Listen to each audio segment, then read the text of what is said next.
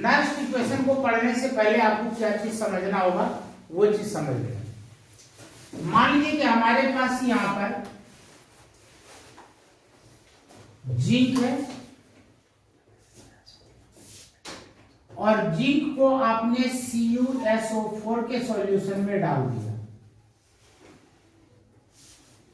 अब जब ये रिएक्ट करेगा तो आप लोग जानते हैं कि zinc is more reactive than copper, तो डिस्प्लेसमेंट रिएक्शन होगा। तो यहां पर यह बनाएगा ZnSO4 और प्लस यहां पर कॉपर अलग हो जाएगा। यहां तक समझ में आ गया क्या? Yes sir. अब यदि आप इसका ऑक्सीडेशन नंबर निकालें तो जिंक का ऑक्सीडेशन नंबर कितना होगा? जिंक का ऑक्सीडेशन पॉजिटिव जो बिल्कुल अकेला होता है, जिसके ऊपर की कोई चार्ज नहीं होता है, उसका 0 होता है। याद रखिएगा, जो बिल्कुल अकेला हो, आइसोलेटेड हो, कोई चार्ज ना हो, उसका ऑक्सीडेशन नंबर 0। तो यहां पर इस जिंक का ऑक्सीडेशन नंबर 0, कॉपर का ऑक्सीडेशन नंबर यहां पर +2 और यहां पर मैं इकट्ठे सल्फेट का ले लेता हूं -2।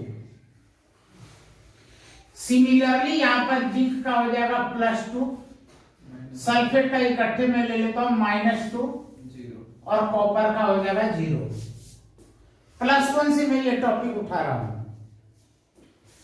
आपने यहां से जिंक लिया और यहां पर जिंक नजर आया, इसके साथ इस तरीके से आपने कनेक्ट कर दिया। यहां से कॉपर आपको नजर आया, इधर कॉपर है और यहां पर इसको कनेक्ट कर दिया। बिल्कुल सही। मैंने क्या कहा कि मैं +1 से उठा रहा हूं। +1 में यदि किसी कारण से रिडॉक्स रिएक्शन आपका कमजोर रह गया होगा तो वो वहां पर पूरा हो जाएगा, और यदि वो चीज आप नहीं समझ पाएंगे तो ये भी नहीं समझ पाएंगे। अब यहां पर ऑक्सीडेशन नंबर देख लीजिए इंक्रीज हो रहा है, इसका मतलब कि यहां पर जिंक का हो गया ऑक्सीडेशन। कितने नंबर से हुआ? तो बाय 2। आपने क्या किया कि 0 और 2 का डिफरेंस ले लिया। यहां पर डिफरेंस कैसे लेते हैं? अधिक में से कम को माइनस करते हैं, चाहे वो अधिक इधर हो या अधिक इधर हो। अब यहां पर कॉपर का +2 है और यहां पर कॉपर का हो रहा है 0। ऑक्सीडेशन नंबर डिक्रीज हो गया, रिडक्शन। तो आपने यहां पर लिखा रिडक्शन, रिडक्शन बाय। अब कितने नंबर से रिडक्शन हुआ? तो ये भी 2 नंबर से रिडक्शन हुआ, क्योंकि यहां पर 2 है और यहां पर 0 है, आपने लिख दिया 2। यहां तक समझ में आया? ये मैंने लिखा है केमिकल इक्वेशन। अब इसी को देख करके मैं लिख रहा हूं आयनिक इक्वेशन। यहां पर मैंने लिखा Zn,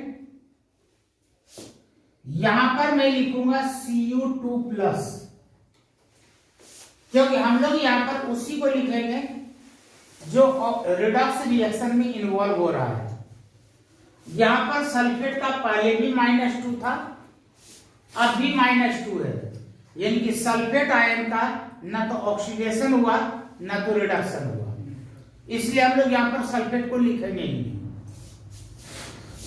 अब यहां पर आपने लिखा Zn2+, फिर मैंने यहां पर सल्फेट को ड्रॉप कर दिया और यहां पर आपने लिखा Cu और इसके ऊपर कोई चार्ज नहीं है। तो ऊपर में जो आपने देखा ये कहलाता है केमिकल इक्वेशन, और नीचे में जो आपको दिखाई पड़ रहा है ये कहलाता है आयनिक इक्वेशन। जनरली आपको आयनिक इक्वेशन के फॉर्मेट में ही लिखना होगा, ये लिखने के लिए सीख लिए। यहां तक किसी को कोई डाउट? नेक्स्ट, इसे आप यह कह सकते कि भाई यह सेल रिएक्शन है। ये क्या हुआ? सेल रिएक्शन है। अब आगे की बात कर ले। जिंक का यहां पर क्या हुआ है? ऑक्सीडेशन। और कॉपर आयन का क्या हुआ है? रिडक्शन। यहां पर आप लिखते हैं Zn यहां पर ये लाइन ड्रॉ करते हैं और यहां पर आपने लिखा जिंक आयन, फिर यहां पर डबल लाइन दिए, यहां पर आपने लिखा Cu2+ और फिर यहां पर आपने एक सिंगल लाइन ड्रॉ किया और आपने यहां पर लिखा Cu। अब बीच में मैंने यहां पर कुछ जगह छोड़ दी है, यहां पर मैं 1m लिख रहा हूं और यहां भी मैंने 1m लिख दिया। कोई जरूरी नहीं कि ये 1m ही लिखना है, यह डिपेंड करता है कि आपको कंसंट्रेशन कितना दिया गया है। अब यहां पर इसे पढ़ा जाता है सेल रिप्रेजेंटेशन। सेल रिप्रेजेंटेशन, ये मैंने लिखा सेल रिएक्शन और ये मैंने लिखा सेल रिप्रेजेंटेशन। कोई डाउट? अब यहां पर ये जो रिएक्शन हो रहा है इसका हम लोग स्ट्रक्चर ड्रॉ करते हैं। मैंने यहां पर दो अलग अलग सेल लिए, कल इस तरीके का मैंने पिक्चर ड्रॉ किया था। यहां पर आपने जिंक का प्लेट लिया है और यहां पर आपने कॉपर का प्लेट ले लिया, यहां पर CO, इसके अंदर आपने लिया है ZnSO4 का एक्वस सॉल्यूशन और यहां पर आपने लिया है CuSO4 का एक्वस सॉल्यूशन। इसके बीच में आपने लगा दिया सॉल्ट ब्रिज। बताने की कोई जरूरत नहीं, आप लोग जानते हैं कि सॉल्ट ब्रिज क्या होता है, कल भी थोड़ी देर के लिए मैंने आपको समझाया था। यहां पर एक्सटर्नल सर्किट के द्वारा आपने यहां पर वोल्ट मीटर को कनेक्ट कर दिया। ये लेफ्ट साइड है और ये राइट साइड है। जो लेफ्ट साइड है ये होता है एनोड और जो राइट साइड है इधर आप लिखते हैं कैथोड। कल के लेक्चर में आपने पढ़ लिया था कि यदि यहां पर हाफ सेल रिएक्शन की बात कर रहे हैं, यानी कि दो अलग अलग कंटेनर में यदि रिएक्शन हो रहे हैं, तो यहां पर एनोड हमारा निगेटिव होता है और कैथोड पॉजिटिव होता है। कारण भी आपके समझ में आ गया था कि एनोड का मतलब होता है कि यहां पर ऑक्सीडेशन हो रहा है और कैथोड का मतलब यहां पर रिडक्शन।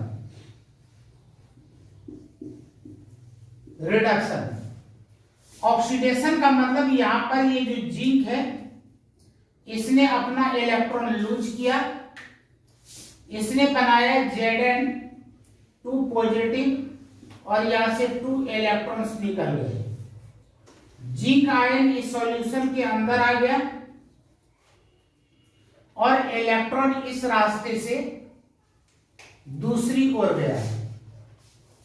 जब ये इलेक्ट्रॉन यहां पर आया, इस सॉल्यूशन के अंदर पहले से कॉपर आयन मौजूद है Cu2 पॉजिटिव ये वाला, और इसने यहां से आने वाले इलेक्ट्रॉन को रिसीव किया।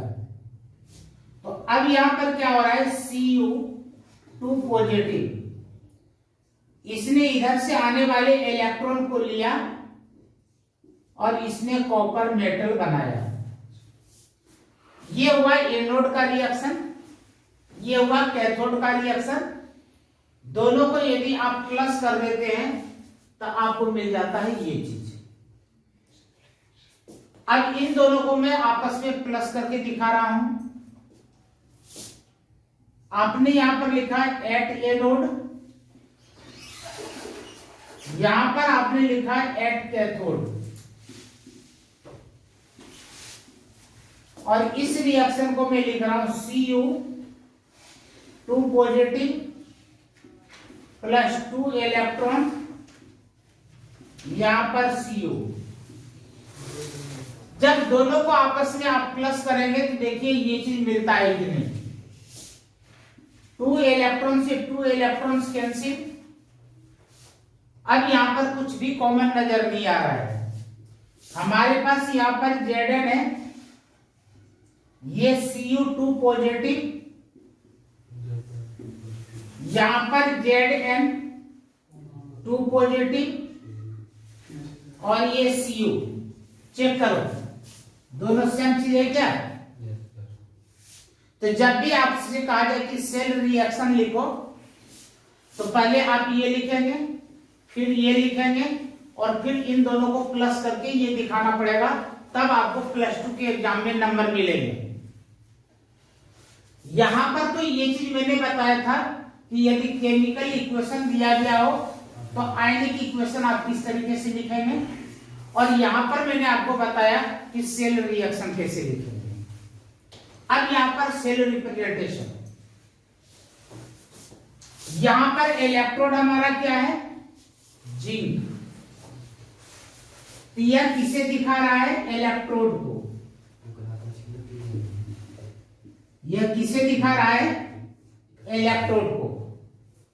जहां पर ये हमारा इलेक्ट्रोड है, यहां पर कौन सा इलेक्ट्रोलाइट है?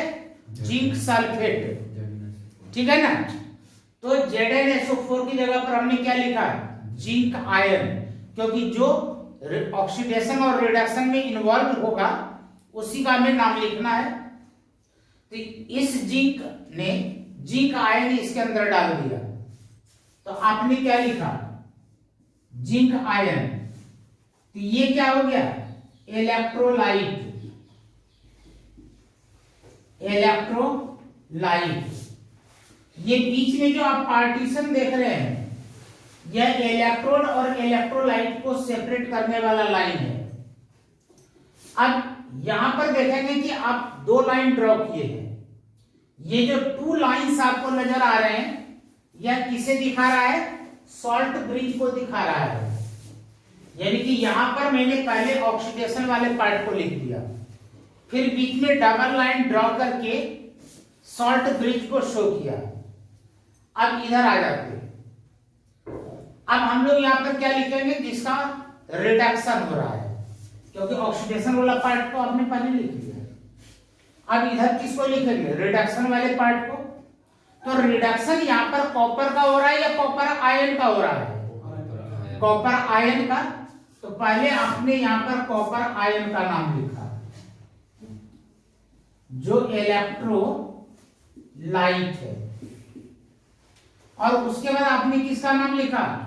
इलेक्ट्रोड का, क्योंकि ये जो रड आपको दिखाई पड़ रहा है ये आपका क्या है? इलेक्ट्रोड। यहां तक समझ में आ गया क्या? Yes sir. पेपर में क्या होगा कि या तो आपको ये पिक्चर दे दिया जाएगा और इस पिक्चर को देख करके आपसे कहा जाएगा कि सेल रिएक्शन लिखो। आप लिख सकते हैं। इस पिक्चर को देख करके कहा जाएगा सेल रिप्रेजेंटेशन लिखो, लिख सकते हैं। ये सेल रिप्रेजेंटेशन। हाँ बोलिए बोलिए। ये कौन सा रिप्रेजेंटेशन है? कौन? ये वाला? हाँ वही तो दोबारा सुन लो। ये हमारा सेल हो गया। ठीक है। सेल को देख करके हमने यहां पर ये लिखा सेल रिएक्शन। ये क्या है? सेल रिएक्शन है कि यहां पर किस तरीके से रिएक्शन हुआ है, एनोड पर कैसे हुआ है, कैथोड पर कैसे हुआ है, और ओवरऑल हमारा इक्वेशन क्या बना। इसी को देख करके आपको लिखना है सेल रिप्रेजेंटेशन। तो यदि आप इस तरीके से लिखते हैं तो इसे कहा जाता है सेल रिप्रेजेंटेशन। क्लियर हो गया? कभी कभी आपके पेपर में यह सेल रिएक्शन दिया हुआ मिलेगा और आपको इसे भी देख करके सेल रिप्रेजेंटेशन लिखना पड़ सकता है, या हो सकता है कि सेल रिप्रेजेंटेशन दिया हो या तो ये बनाने के लिए कह दे या तो ये बनाने के लिए कह दे। यानी कि इन 3 में कहीं भी किसी कोई भी चीज आपसे पूछा जा सकता है। जो हम लोग यहाँ पर सेल का रिप्रेजेंटेशन करेंगे, या तो इसे देख करके कर सकते हैं या तो इसे देख करके कर सकते हैं। सेल रिप्रेजेंटेशन में क्या होता है? पहले हम ऑक्सीडेशन वाले पार्ट को लिखते हैं और फिर रिडक्शन वाले पार्ट को लिखते हैं। यहां पर ये ऑक्सीडेशन वाला पार्ट है, मैं इसे देख करके लिख रहा हूं, फिर बाद में मैं इसे देख करके बताऊंगा कि कैसे लिखना है। यहां पर पहले हमें लिखना है इलेक्ट्रोड। इलेक्ट्रोड कौन है? जिंक है। आपने यहां पर Zn लिखा।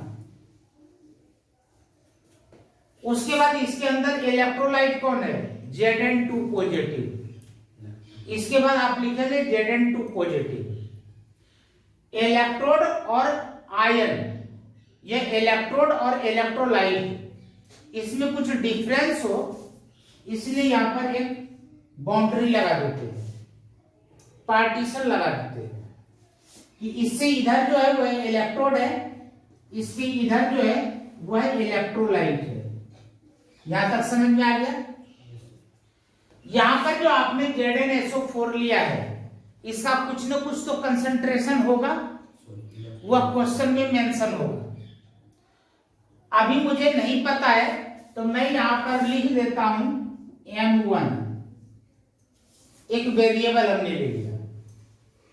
अब हमें क्या लिखना है? रिडक्शन वाला पार्ट। तो ऑक्सीडेशन और रिडक्शन के बीच में आप देखिए यहां पर क्या लगा हुआ है? Salt bridge. तो सॉल्ट ब्रिज को पहले रिप्रेजेंट करना होगा। सॉल्ट ब्रिज को रिप्रेजेंट करने के लिए double line, 2 vertical lines draw करते हैं। आपने यहां पर 2 वर्टिकल लाइंस ड्रॉ कर दिए। अब जब आप इधर लिखेंगे तो पहले हमें वो चीज लिखना पड़ता है जिसका रिडक्शन होता है।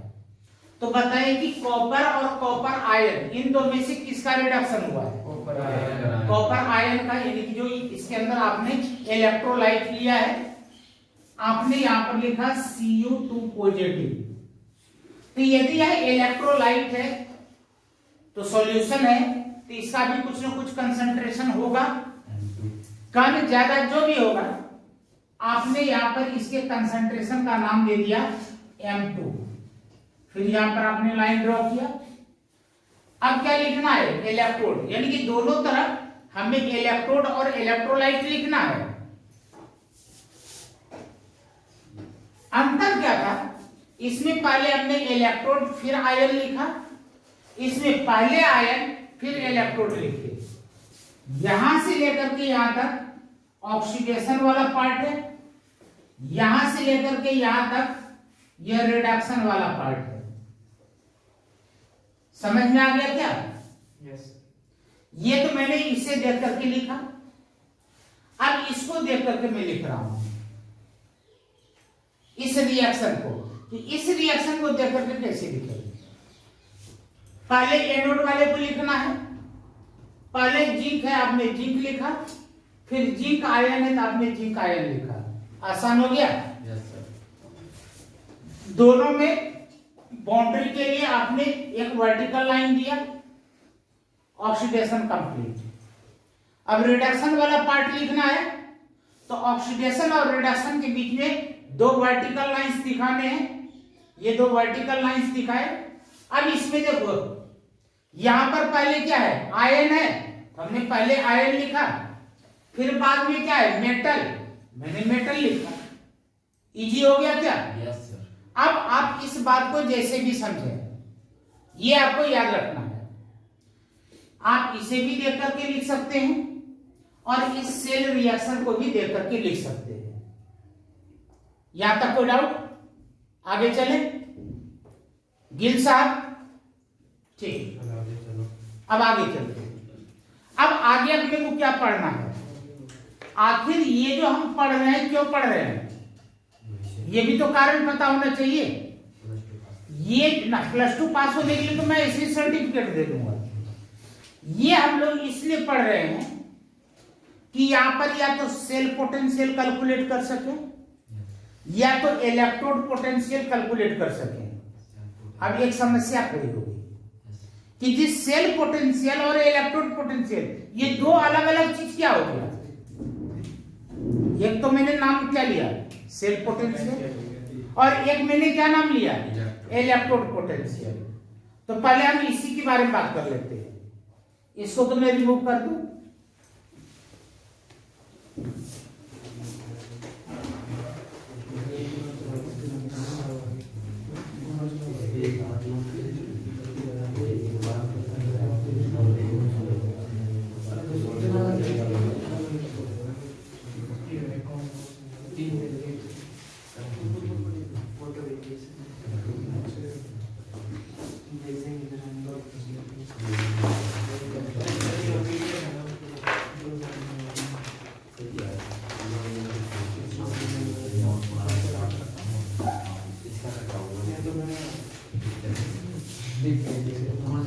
पहले हम लोग यहाँ पर बात करते हैं इलेक्ट्रोड पोटेंशियल। प्लीज सुन लीजिए भाई, मैं यहां पर लिख रहा हूं electrode potential.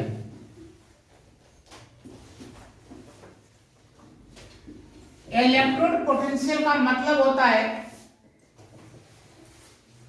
If any electrode emerged in electrolyte, जब किसी भी मेटल के रड को उसके सॉल्यूशन में आप डिप करते हैं। इमर्ज्ड का मतलब डुबोना।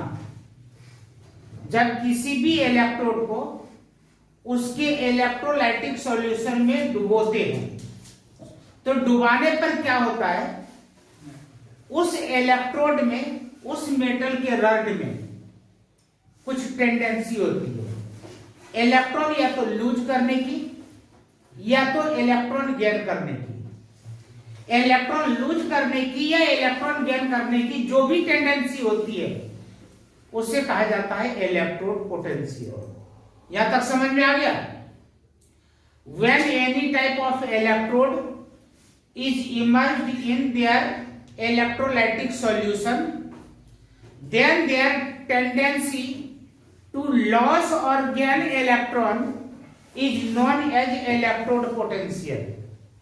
अब यहां पर इलेक्ट्रोड पोटेंशियल दो तरह के होते हैं, एक होता है ऑक्सीडेशन पोटेंशियल और एक होता है रिडक्शन पोटेंशियल। ऑक्सीडेशन पोटेंशियल का मतलब इलेक्ट्रॉन लूज करने की टेंडेंसी, और रिडक्शन पोटेंशियल का मतलब हुआ कि इलेक्ट्रोड के द्वारा इलेक्ट्रॉन को लेने की टेंडेंसी। मेरे पास ये इलेक्ट्रोड है, इसको आपने सॉल्यूशन में डुबो दिया। डुबोने के बाद या दो में से कोई एक काम करेगा, तीन काम में से एक काम करेगा, या तो इलेक्ट्रॉन लूज करेगा, या तो इलेक्ट्रॉन गेन करेगा, या तो फिर कुछ भी नहीं करेगा। तीन ही काम कर सकता है ना। यदि कुछ नहीं करेगा तो उसके बारे में तो हमें सोचना ही नहीं है, वो हमारे लिस्ट से बाहर है। यदि यह इलेक्ट्रॉन लूज कर रहा है तो क्या उसकी टेंडेंसी है लूज करने की, उस टेंडेंसी को हम लोग क्या कहेंगे, इलेक्ट्रोड पोटेंशियल, यानी कि ऑक्सीडेशन पोटेंशियल। यदि यह इलेक्ट्रॉन को ले रहा है, इलेक्ट्रॉन लेने की टेंडेंसी है, तो इस टेंडेंसी को कहा जाएगा इलेक्ट्रोड का रिडक्शन पोटेंशियल। यहां तक अच्छे तरीके समझ में आ गया?